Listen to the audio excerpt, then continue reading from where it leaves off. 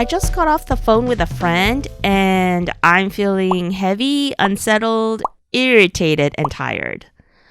But the thing is, before the phone conversation, I was actually feeling pretty energized. I was excited to do a lot of things. I was gonna write, work on my video, clean the apartment a little, and maybe even go for a walk.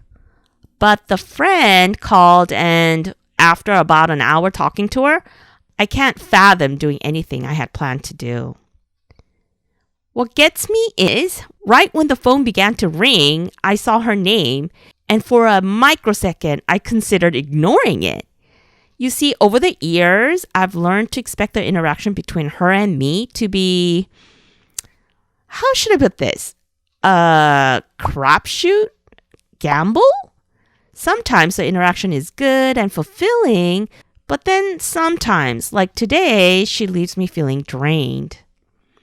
Now, if she's an outright narcissist or someone toxic, I wouldn't give it a second thought. I wouldn't put myself in an abusive relationship. But that's not how reality's like most of the time. Most of the time, people are not black or white. For most people, they're only being draining sometimes, like my friend here. But if you're a spiritually sensitive person like me, then unfortunately, we do tend to attract codependent relationships. You're probably highly empathic, and so you might be eager to help people feel better. And emotionally immature people tend to be drawn to the compassionate parent energy we give off. I can personally testify it's actually a real problem. Over the years, through many experiences in codependent relationships, I've come to understand the importance of awareness when someone is about to drain my energy. It's not for the purpose of being defensive, but ultimately, if the interaction isn't good for me, it's not going to be good for them either. So an appropriate boundary actually benefits both. So let me share with you 5 signs I look out for to determine if the interaction is going to leave me feeling drained. 5 signs your friend is draining your energy. Sign number 1. They don't know how to soothe themselves. I think what makes someone drain your energy boils down to this. They haven't yet learned how to soothe their own emotional discomforts. So they heavily depend on others to feel comforted rather than relying on themselves to self-soothe. When something bad happens to an emotionally mature person, they know how to calm themselves down. They know how to rationalize the situation, zoom out to see the bigger picture, and ultimately get themselves to a state where they're feeling better. But people who aren't emotionally mature don't know how to do that, so they depend on other people to get comforted. Now, I have someone in my life who is so nice, so sweet, but is also highly anxious. And whenever her anxiety gets the best of her, she places the burden on me to talk her down from her own thoughts and to make her feel better. Now, in the past, I felt like I can help, but then as someone who is sensitive, I'd feel her anxiety with my whole body, and I'd fight to keep myself calm and leveled as I was trying to help her. It's really draining, and ultimately, that's not my responsibility. Sign number 2, support only goes one way.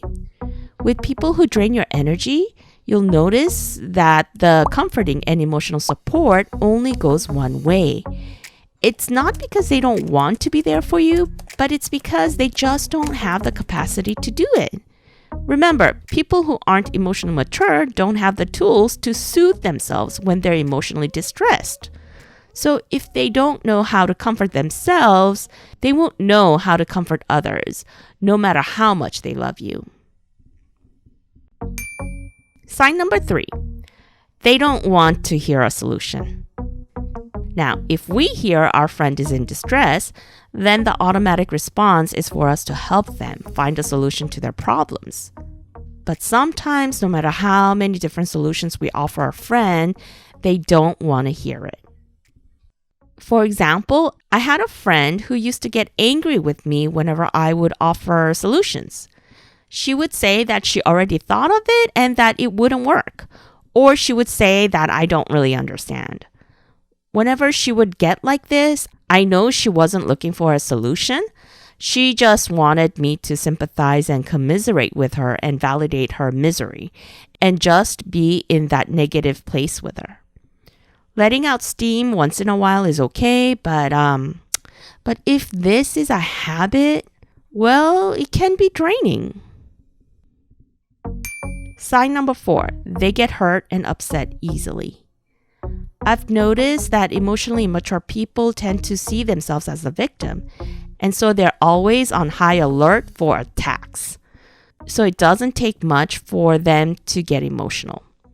If I think about it, I understand why that might be. Without having any tools to self-soothe, they're constantly afraid of getting hurt, because whenever they do, they can really spiral down. So when you're around people like this, you have to think and rethink your words constantly in order to avoid upsetting them. But even then, they can take your words wrong. Sign number 5, it's always someone else's fault. If you're with a friend who don't know how to take ownership of a problem in a healthy way, in an objective way, they can be a little draining. For them, taking responsibility could mean spiraling down to self-blame and self-destructive thoughts. So in order to avoid feeling bad about themselves, they need someone or something to blame. But the thing is, if you're always blaming something or someone outside of yourself for causing you pain, then you're giving away your power, your control. Someone or something outside of yourself can potentially ruin your day, so you feel like you're not in control of yourself. And that's a very anxious way of living. In conclusion, I've found that people who drain your energy are not villains or bad, toxic people. I mean, don't get me wrong, there are toxic people out there, but most people are actually just good-hearted people who went through something that stymied their emotional growth, something like emotional trauma or just a hard life. However, that being said, discernment is important whenever they're in this mode. What about you? What do you think? Do you have people that drain you, or do you think everyone is draining some of the time? Let me know. I'd love to hear your thoughts. So in my next video, I'll talk about how I deal with interactions like these and how I put up psychological boundaries before feeling drained.